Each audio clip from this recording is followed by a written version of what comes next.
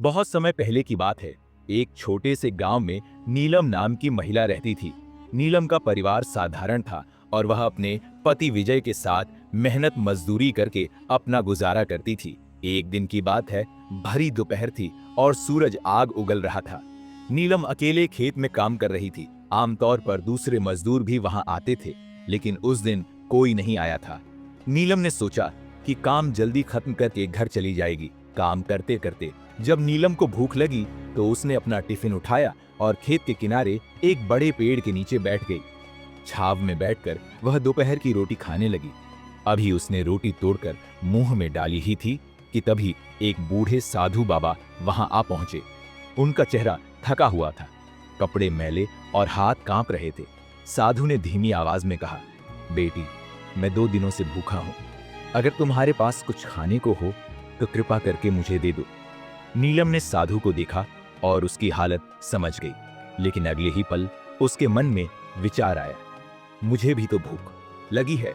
अगर मैंने अपनी रोटी इन्हें दे दी तो मैं क्या खाऊंगी? अभी तो मुझे पूरा खेत का काम भी करना है। थोड़ी देर तक नीलम सोचती रही, फिर उसने अपने मन को समझाया, मैं तो शाम को घर जाकर खाना खा सकती हूँ, लेकिन यह साधु बाबा कहाँ खाएंगे? ये तो सच में बहुत भूखे लग रहे हैं। यह सोचकर नीलम ने अपनी पूरी रोटी साधु बाबा को दे दी और कहा, बाबा यह रोटी खा लीजिए, मेरे पास बस यही है। साधु ने रोटी ली और पेड़ के नीचे ही बैठकर खाने लगे। नीलम पास खड़ी होकर देख रही थी कि साधु कितने भूखे थे।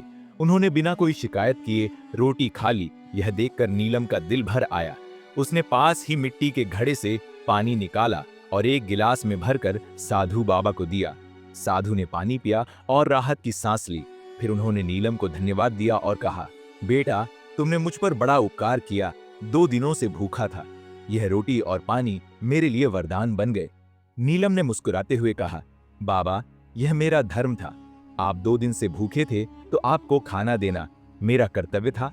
साधु ने उससे गौर से देखा और पूछा, बेटी, तुम यहाँ खेत में क्या कर रही हो? नीलम ने जवाब दिया, बाबा, मैं यहाँ मजदूरी करने आई हूँ। आज कोई और मजदूर नहीं आया तो मैं अकेली ही काम करने आई हूँ। मेरे पति किसी और खेत में मजदूरी कर रहे हैं। नीलम की बात सुनकर साधु कुछ देर तक चुप रहे। फिर उन्होंने अपने झोले में हाथ डाला और उसमें से एक चमकता हुआ सोने का हार निकाला। साधु ने वह हार नीलम की ओर बढ़ाया। नीलम ने चौंक हुए कहा, बाबा, यह क्या कर रहे हैं? मैं इसे नहीं ले सकती। साधु मुस्कुराए और बोले, बेटी, यह हार चुराया हुआ नहीं है। पिछले हफ्ते मैं एक राजा के महल में गया था। वहां की रानी ने यह हार मुझे भिक्षा में दिया था, लेकिन यह मेरे किसी काम का नहीं है। मैं इसे किसी योग्य व्यक्ति को देना चाहता था। आज तुम्हारी निस्वार्थ और दयालुता देखकर समझ गया कि तुम ही इसकी हकदार हो। तुमने न सिर्फ अपने धर्म का पालन किया, बल्कि दूसरों के लिए त्याग करना भी सिखाया। यह तुम्हारे अच्छे और सच्चे कर्मों का फल है। इसे रख लो। नीलम की आंखों में आंसू आ गए। उसने साधु से कहा, बाबा, मैंने तो बस अपना कर्तव्य निभाया। यह हार मेरे लिए बहुत बड़ी बात है। साधु ने कहा, बेटी, यह हार सिर्फ तुम्हारे अच्छे कर्म का प्रतीक है। हमेशा याद रखना, कर्म ही धर्म है। जो बिना किसी स्वार्थ के दूसरों की मदद करता है, भगवान उसे कभी खाली हाथ नहीं छोड़ते। इसे अपने पास रखो और इसका सदुपयोग करो। यह कहकर साधु बाबा वहां से चले गए। नीलम उनकी बातों को सोचते हुए उन्हें जाते हुए देखती रही।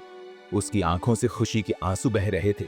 उसने मन ही मन ठान लिया कि वह हमेशा दूसरों की मदद करती रहेगी, चाहे हालात कैसे भी हों। दोस्तों, कर्म ही सच्चा धर्म है। निस्वार्थ भाव से किया गया अच्छा कर्म कभी व्यर्थ नहीं जाता। हमें अपने कर्मों से कभी पीछे नहीं हटना चाहिए, क्योंकि भगवान हर अच्छे कर्म का फल सही समय पर जरूर देते हैं। दोस्तों, अगर आपको यह कहानी पसंद आई हो तो इसे लाइक, शेयर और कमेंट जरूर करें। साथ ही हमारे YouTube चैनल को सब्सक्राइब करें। धन्यवाद।